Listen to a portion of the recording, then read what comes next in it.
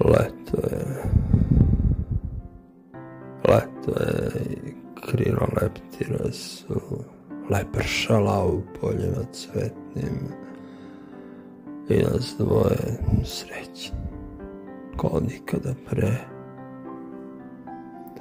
Oko nas trava zelena i bose noge što po travi kroče i srce moje koje nešto želi, hoće, a ne sme ti reći, jer ne zna šta će izgovoriti.